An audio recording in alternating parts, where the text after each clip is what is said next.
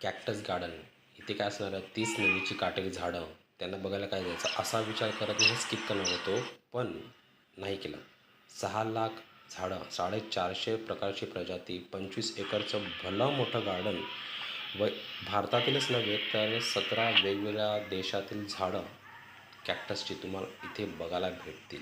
हो, हे आहे स्टॅच्यू ऑफ युनिटीमधील एक सर्वात मोठं अट्रॅक्शन असं मी म्हणेन, जे आहे कॅक्टस गार्डन. आज तुमच्याबरोबर कोण अशी असतील ज्यांना चालायला आवडत नसेल, ज्यांना उन्हाचा तडाखा सहन होत नाही, तर त्यांच्यासाठी पण एक रस्ता आहे ना भाई.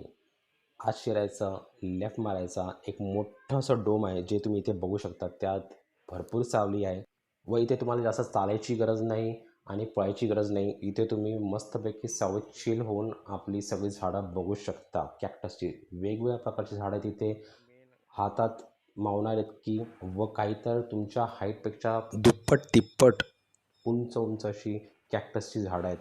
फक्त हिरवी नाही तर वेगवेगळ्या कलर्सची व काहींमध्ये तर कलरफुल फुलं पण आहेत आणि वेगवेगळ्या प्रकारची नाना प्रकारची झाडं तुम्हाला इथे बघायला भेटतील ना भाई.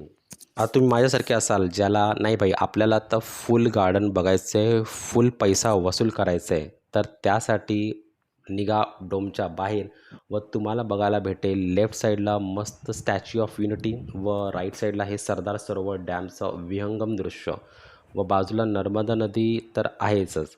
आणि गार्डन पण काय मस्त आहे, म्हणजे उटीची गार्डन असतील ना त्या तोडीचं गार्डन आहे.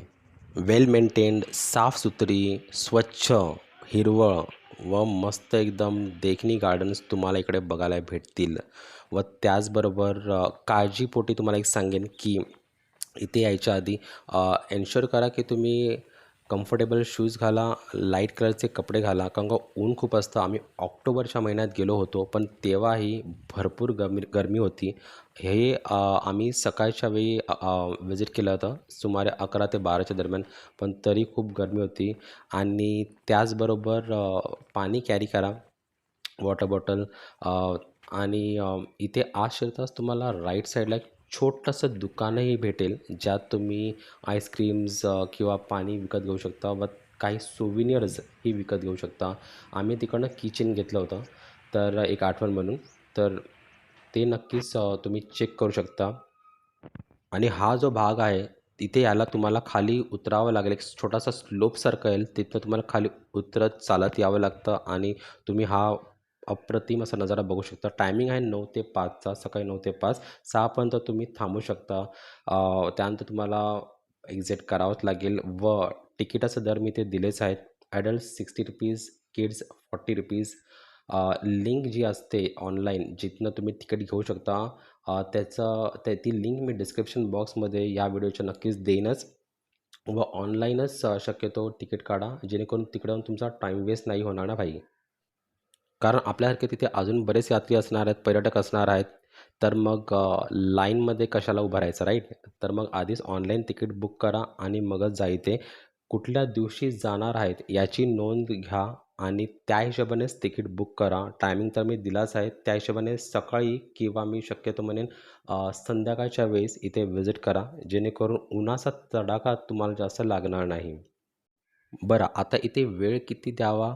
वेळ म्हणजे आता तुम्हाला सुमारे अर्धा तास ते 1 तास जर तुम्ही एकदम पैसा वसूल काइंड ऑफ गाईज असाल, तर मग तुम्हाला इतका वेळ द्यावाच लागेल. कारण का जसं मी सांगितलं सुरुवातीलाच, खूप मोठा गार्डन आहे. खूप मोठमोठ्या मोठमोठी झाडं तुम्हाला बघायला भेटतील. विविध प्रकारची झाडं तुम्हाला बघायला भेटतील व अगर तुम्ही फोटोग्राफी लवर असाल आणि नेचर लवर असाल, तर इथे भरपूर वेळ द्यावा लागेल. कारण का इथे इतकी व्हरायटी आहे की तुम्हाला वेळ लागणारच. आणि त्याचबरोबर व्हिडिओज, फोटोज काढण्यासाठी मोबाईल रेडी ठेवा. शक्यतो एखादा पॉवर बँक कॅरी करा आणि त्याचबरोबर मोबाईल मध्ये स्पेसही ठेवा, कारण का इथे भरपूर व्हिडिओज आणि फोटोज तुम्ही काढू शकता. मी तर कचऱ्यासारखे, लिटरली कचऱ्यासारखे फोटोज काढले तिथे. व्हिडिओज काढता काढता मोबाईल गरम झाला माझा, पण इकडची व्हरायटी काही संपत नाही. तर हा व्हिडिओ इथेच थांबवतो. पुढच्या व्हिडिओमध्ये बघूया आपण बटरफ्लाय गार्डन जो ह्याचाच एक भाग आहे. वेगळी तिकीट काढायची गरज नाही त्याची. ह्याचबरोबर तुम्हाला त्याबरोबर तिथे जायची एंट्री भेटते आणि तिथे काय सीन होता, कसा एक्सपिरियन्स होता तो आपण बघूया नेक्स्ट व्हिडिओमध्ये. तर हा व्हिडिओ तुम्हाला कसा वाटला, चांगला वाटला असेल तर नक्कीच लाईक करा जेणेकरून मला मोटिवेशन मिळेल, व आवडलं नसेल तर कमेंट करा जेणेकरून मी माझा व्हिडिओ चांगला करण्याचा प्रयत्न करेन नक्कीच. व व्हिडिओ इथपर्यंत बघण्यासाठी खूप खूप धन्यवाद. भेटूया तर मग नेक्स्ट व्हिडिओमध्ये. तोपर्यंत बाय बाय.